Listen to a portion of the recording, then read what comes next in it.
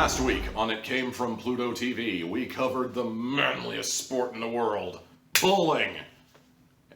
Today I decided we were going to talk about the girliest sport in the world in order to kind of, balance things out.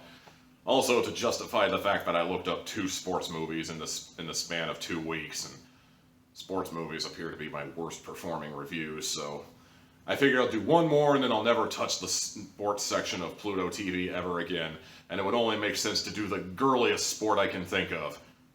Sadly, they have no soccer movies on Pluto TV, so I had to go with Plan B, then C, and then finally D, and do a movie on women's gymnastics.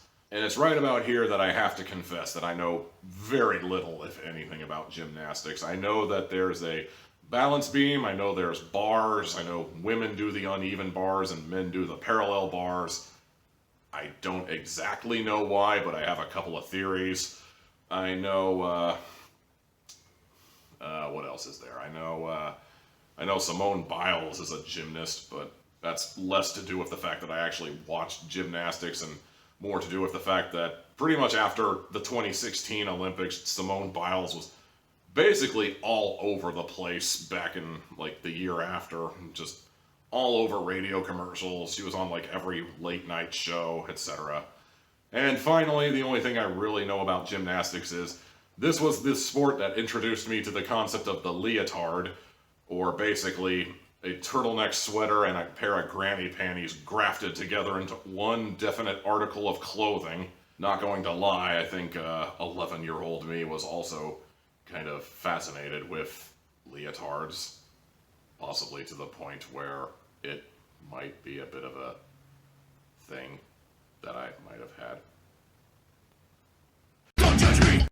So anyway, yeah, movie. The movie is called Chalk It Up, and I have no idea if that's a reference to gymnastics. Do they chalk up their hands in order to make the grips easier on the bars? Do they chalk up their feet so they don't, slip and fall when they stick the landing? Oh yeah, stick the landing, that's another thing I know.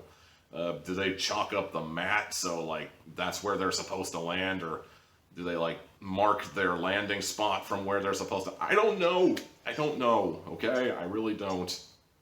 If it seems like I'm babbling a lot in this review, it's because I really don't want to talk about this movie. Oh my god, this movie was so annoying. I had to actually watch this movie twice.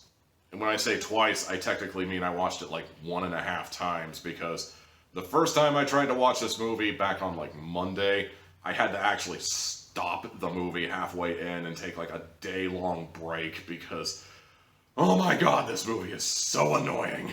So the movie follows a girl named Apple. No, seriously, that is her name. Who the fuck names their kid Apple? Well, actually, that one singer did.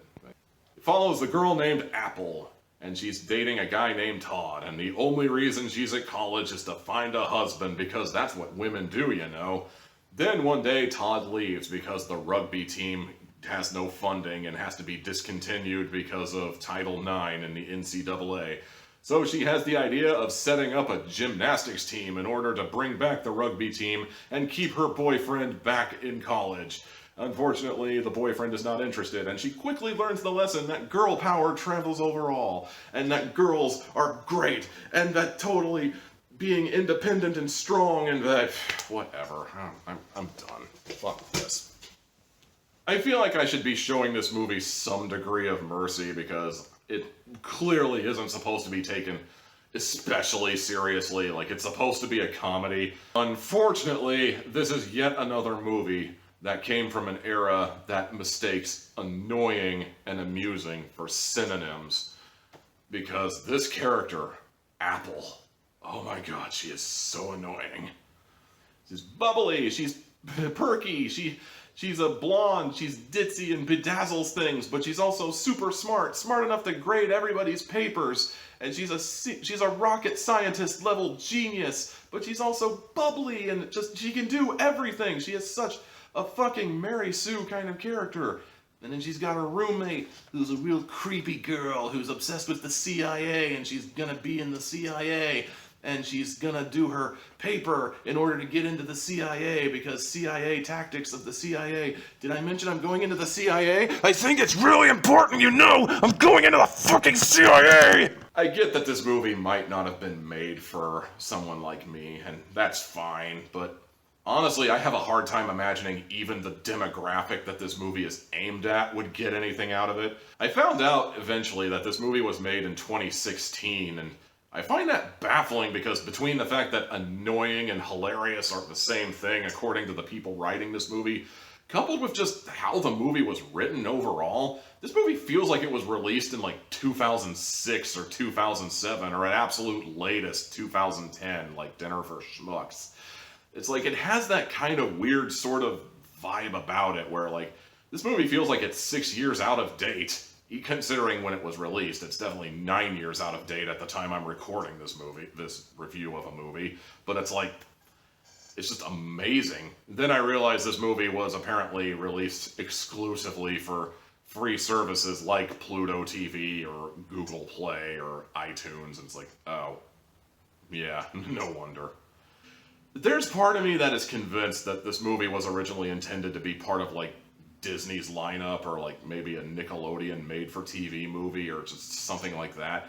It just kind of has that teenager Nickelodeon Disney Channel kind of vibe to it, you know? Just like, it kind of felt like they were originally aiming for this demographic and were really hoping it would get on the network, but the network had common sense and said no, and it eventually got thrown out.